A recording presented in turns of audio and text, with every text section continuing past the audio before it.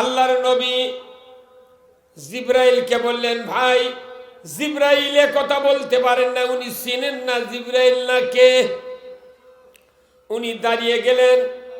জিবরাইল বললেন, মুহাম্মদ পড়ুন, ইকরা বিসমি রাব্বিকাল্লাযী খলাক, সৃষ্টিকর্তার নামে পড়ুন যিনি আপনাকে সৃষ্টি করেছেন। সাথে সাথে মুহাম্মদ সাল্লাল্লাহু আলাইহি ওয়াসাল্লাম বললেন, আনা উম্মি, আমি পড়তে পারি না। আবার বললেন জিবরাইল, ইকরা বিসমি রাব্বিকাল্লাযী খলাক, পড়ুন মুহাম্মদ সৃষ্টিকর্তা রবের নামে। উনি বললেন, আনা উম্মি, আমি পড়তে পারি না। তৃতীয়বার জিবরাইল প্রস্তুতি নিচ্ছেন। হঠাৎ করে আল্লাহ বলেন, জিবরাইল খবরদার, আমার মুহাম্মদ যাকে আমি পৃথিবীর যুগ শ্রেষ্ঠ বিশ্ব নবী হিসেবে নবুয়ত দেব আজকের রাত্রিতে, খবরদার তাকে তুমি বিরক্ত করো না, তাকে কষ্ট দিও না, আর তৃতীয়বার জিজ্ঞাসা করবে না। আমি তোমাকে নির্দেশ দিলাম মুহাম্মাদের বুক আর তুমি জিবরাইলের বুকটা এমন ভাবে চাপিয়ে ধরবে, আমি নিমিষের ভেতরে তোমার বুকের 5টা কথা মুহাম্মাদের পক্ষে আমি পার করে দেব। খালি বুক এইভাবে চাপ দিয়ে ধরছে জিবরাইল, ফটোস্ট্যাট মিশিংয়ের মতো পার হয়ে গেছে। তারই 1 নম্বর আয়াত হলো, ইকরা বিসমি রাব্বিকাল্লাযী খলাক, পড়ুন মুহাম্মদ সৃষ্টিকর্তা রবের নামে। এই কথাটা পড়ুন, কে বলেছেন? আল্লাহ।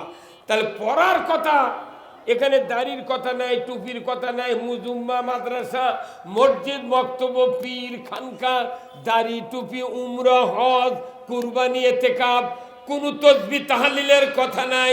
প্রথম কথা আল্লাহ বললেন, পড়ো পড়ো পড়ো, জোরে বলুন ঠিক কিনা। এই আয়াতটি আল্লাহ যখন নাজিল করেছেন, রসুলের নবুয়ত পাওয়ার পর উনি এই আয়াতকে একটা হাদিস দিয়ে এত শক্তিশালী করেছেন। রসুল বলেছেন, তলাবুল ইলমি ফারিদাতুন আলা কুল্লি মুসলিমিন ওয়া মুসলিমাত, প্রত্যেক নর নারীর উপর কোরআনের জ্ঞান অর্জন করা ফরজ। আল্লাহু আকবার।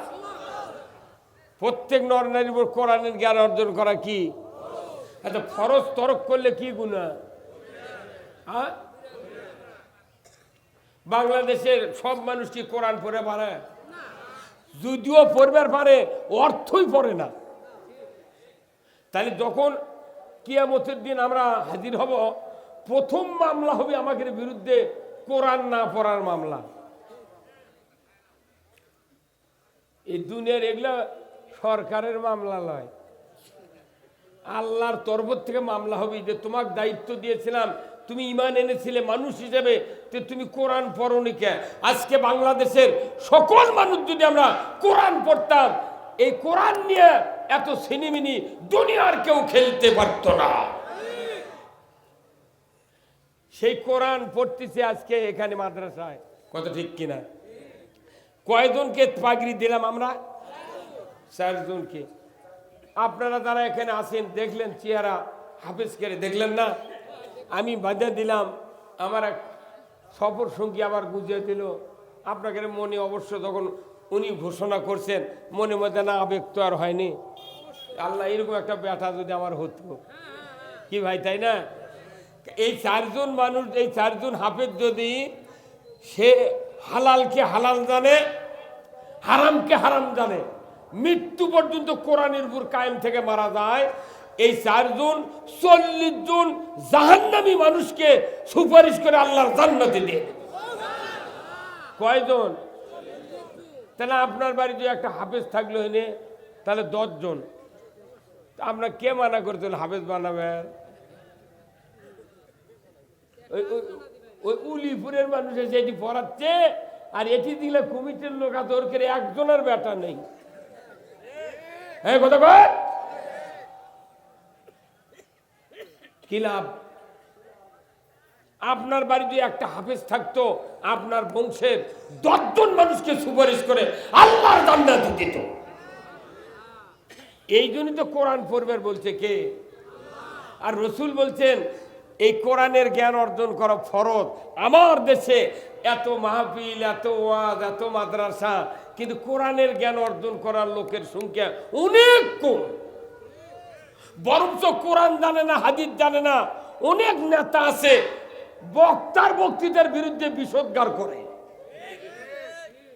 ওই রকম নেতা যদি বলা হয় যে তোমাকে মাইকিং করব, প্যান্ডেল করে দেব, জনগণ সবার দাওয়াত দেব, তাফসির মাহফিল না ইসলামী জালসা, তুমি এনে 2 ঘন্টা বক্তৃতা দিও, তো ওই নেতা এসে দিবে পারবি?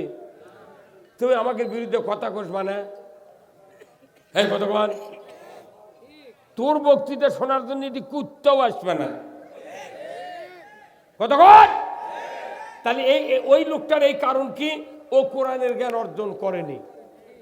তো কোরআনের জ্ঞান অর্জন করা, আমার রসুল বলছেন উতলুবুল ইলমা লাউ কানা ফিস চীন, যদি চীন দেশে যেতে হয় তাও তুমি কোরআনের জ্ঞান অর্জন করো। আর বাড়ির কাছে মাদ্রাসা গাওয়াত লাগে না কি? অনেক ছাত্র আছে, যুবক ভাইরা আছে, এই মাদ্রাসার 2-4 দিন ঘুরিয়া পরে বাপক দেখো আমি মাদ্রাসার পড়মই না।